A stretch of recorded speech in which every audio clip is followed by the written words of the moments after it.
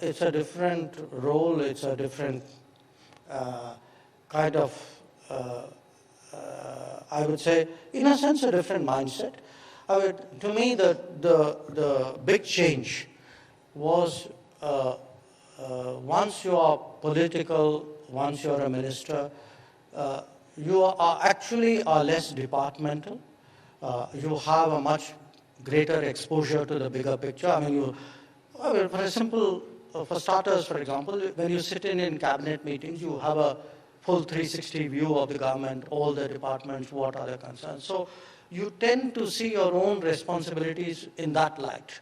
Whereas if you are a secretary of a department, however enlightened you are, at the end of the day, you are very much, I won't say a prisoner of your department, but a champion of your department.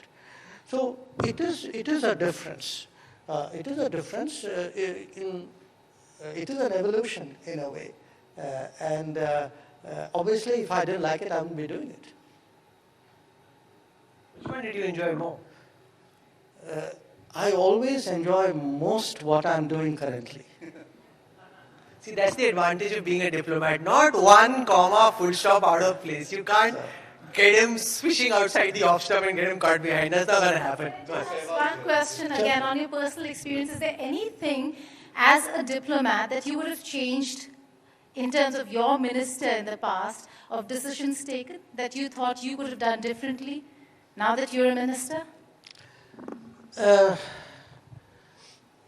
I've never thought about it that way, but I do want to tell you that, and I say this particularly of recent times, look, good ministries, good government in a way, runs very much on the basis of the minister and the secretary sort of working as a team. And when I was foreign secretary, I had Shashmaji as my minister, and we got along very, very well. I mean, you cover the beach, so you've actually seen it. And foreign policy being what it is also in all countries.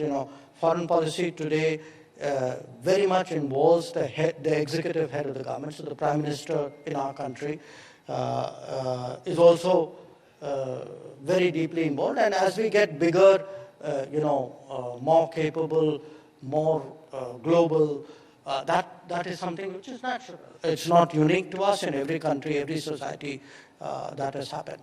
So I would say almost, it's not like you do something as a secretary which you don't know as a minister, or it's a very, very collaborative kind of decision making by very nature. Or at least everything important tends to be, by definition, very, very collaborative. So maybe when I look back, not really. I think I'll be quite pleased with what we did. A very collaborative partnership, but if I could ask you, Minister, were there any things that you didn't expect when you became a minister? Were there any surprises? Did you find that there were certain things that looked different when you were Foreign Secretary, but you had a completely different perspective about in terms of the machinery when you're minister? Well, I mean, first of all, I didn't expect to become a minister. So, I mean, that was the first surprise. When I did, look, I had one great advantage, okay? To be minister of a department which you have kind of grown up in is a huge advantage. And especially so in our case because, the Foreign Service is a one ministry service, okay? I mean, I've worked in some other places outside, but by and large. So, you know your organization very, very well. I mean, it's actually, you come up that organization. That's an enormous advantage. Now, the downside of that is you then also need to liberate yourself from the day-to-days of that organization.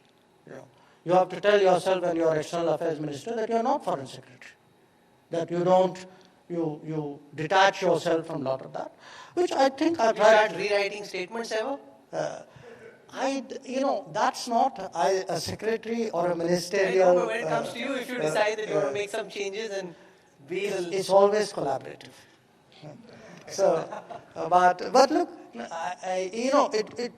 the initial days there is a transition, but I think I adjusted to it fairly quickly. And remember, a lot of I was learning new things as a political person.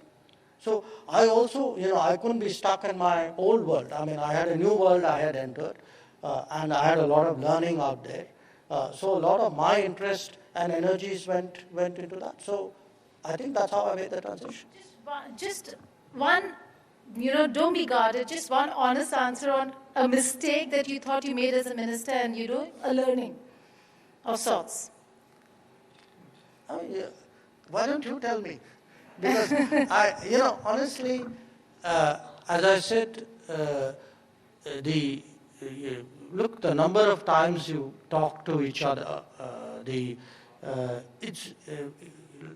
are far more interactive than actually you people would imagine. So, I mean, if you're asking me whether decisions you made which you would have revisited, there could be, But they were not my decisions as a secretary or somebody else's decision as a minister. They were our decisions. And that's been very much, I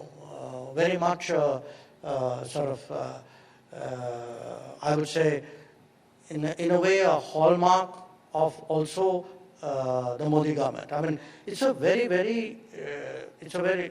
there's a lot of emphasis put on team effort, on, you use sports analogy, okay? It's a very team-driven way of working. Not just between minister and secretary, but even between ministers. I mean, I think what I see, how much time I spend with my ministerial colleagues working out larger foreign policy issues, say finance, trade, health, civil aviation. How much we go into each other's offices, talk to each other, WhatsApp each other. It's actually far more than my recollection of previous governments, but then bear in mind I wasn't the minister, I was at that point the civil servant. One of the most important points Dr. Jaishankar makes in his book, The India Way, and I think that's something which all of us need to reflect on, is that growing up and in our readings, we spend so much time reflecting on what American thinkers in strategy, war, or British thinkers, or German thinkers, maybe recently even Chinese thinkers have been writing, and there's so little reflection on Indian writings, Indian strategy, and you bring that out in your book. And I want to use this opportunity for you to reflect on that larger point, that a lot of our thinking on foreign affairs, strategy, war, typically comes out of the Western world, and not so much out of our reading of the Mahabharata, Ramayana, which you keep going back to in your book, and that's something which I found to be a real eye-opener, and I was wowed by how you brought it all together to present the India way as it is right now. And why is that so important to you, Dr. Jaishankar? Well, it's something which, I wrote it in the book, but it's something which I had thought about for a long time, partly because for me, Mahabharata has always been probably the greatest sort of strategic book ever written. There isn't a situation in the world you encounter which doesn't have some kind of analogy out there. And it's something which, from probably my early teens, you've been absorbing it. But I wrote it at that point of time. In fact, interestingly, one person with whom I discussed a lot of that was Sushma Swaraj. And I wrote it at that time, partly because I felt that India has changed. If you look today, at our politics, at our personality, at the aspirations, at actually how much, in a sense, deeper, broader our system has struck roots. The widening of people, where are people drawn from who today are setting the debate, discussing the big issues of the day. I think we have become a much broader, much more diversified, much more truer reflection of our country. And such people, I felt, would readily relate to an argument which was long inside me, which is, please look at your own history, your own culture, your own tradition. There is so much out there. And if you draw on it, you will actually get, because remember, one of the most obvious sort of practices of my trade is to find that analogous situation. If you tell someone, so-and-so in a foreign country is just like so-and-so in India, they get it, okay? Immediately, the so what did you tell someone recently? So-and-so is who, and who is he similar to in India? Let's see what you do. Go for it. It's X and Y. Okay. So, but that's what you do, and that exercise was part of that. Minister, we're almost out of time, but I definitely wanted to ask you,